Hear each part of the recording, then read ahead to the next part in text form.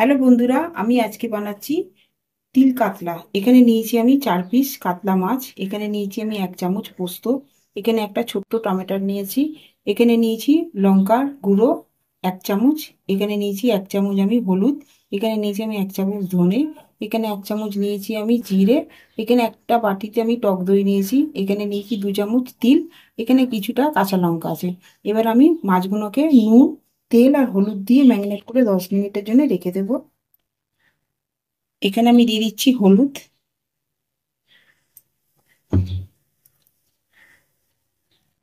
এখানে দিয়ে দিলাম আমি 1 চামচ নুন।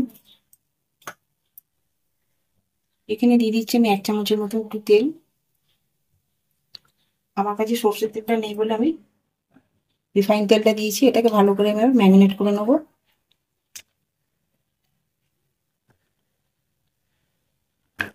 এটা আমি 10 মিনিটের জন্য রেস্টে রেখে দেবো।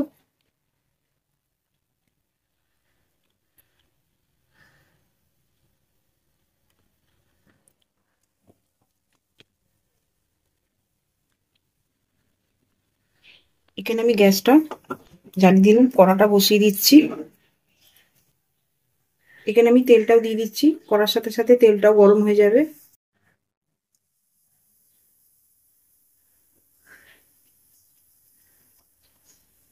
তেলটা আমার গরম হয়ে গেছে। এখানে আমি মাছটা দিয়ে দিচ্ছি।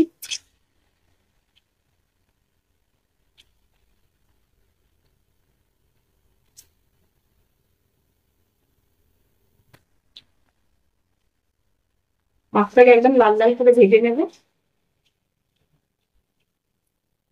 মাছটাকে আমি এবার উল্টে দিচ্ছি। এক পাশটা ভাজা হয়ে গেছে, আর এক পাশটা উল্টে দিলাম। যেখানে মাছটা আমার ভাজা হচ্ছে ততক্ষণে আমি মশলাগুলো পেস্ট করে নিচ্ছি। এবার এতে মশলাগুলো আমি এটা দিয়ে দিলাম মিক্সারেতে। এটা একটা পেস্ট করে নেবো। পোস্ত দিয়ে দিলাম। এখানে দিয়ে দিচ্ছি আমি সাদা চিনিটা।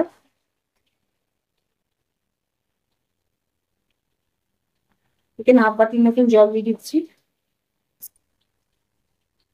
এটাকে পেস্টটা আমার রেডি হয়ে গেছে। মাছটা আমার ভাজা হয়ে গেছে। এবার মাছগুলো আমি সব তুলে নিচ্ছি।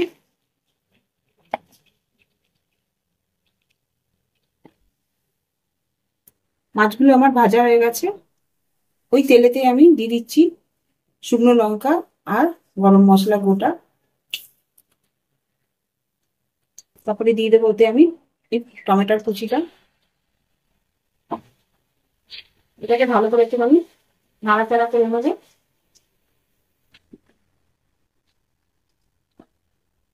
একটু দিয়ে দিলাম আমি 1 চামচ নুন।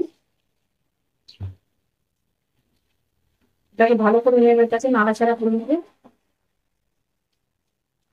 করে এতে দিয়ে দিচ্ছি আমি তিল বাটাটা। মিক্সি ধোয়া বাটির জলটা দেবো।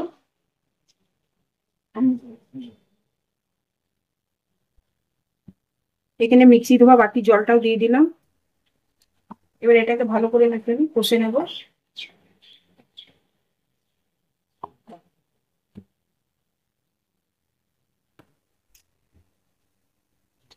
এবার আমি এতে এই মশলাগুলো সব দিয়ে দিচ্ছি। এবার এটাকে দিয়ে এটা দিয়ে দিলাম আমি এবার দইটা। এবার এটা দিয়ে ভালো করে আমি কষে নেব।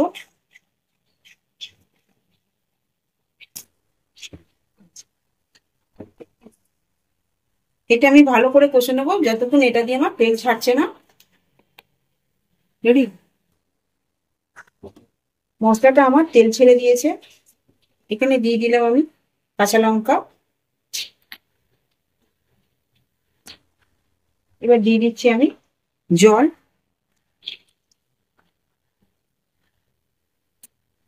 এখানে আমি হাফ কাপের মতন জল দিয়েছি।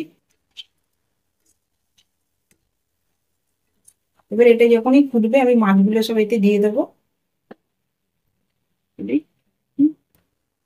এখানে আমার ঝোলটা ফুটে গেছে। এবার আমি এই মাছগুলো সব এতে দিয়ে দিচ্ছি।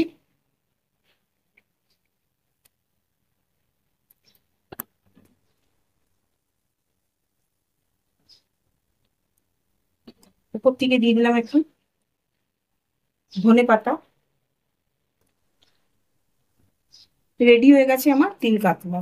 রেডি হয়ে গেছে আমার তিল কাতলা। আপনারা বাড়িতে এই রেসিপিটা ট্রাই করে দেখবেন। আমার ভিডিওটা যদি আপনাদের ভালো লাগে, লাইক করবেন, শেয়ার করবেন, সাবস্ক্রাইব করবেন। নেক্সট ভিডিওতে আবার দেখা হবে।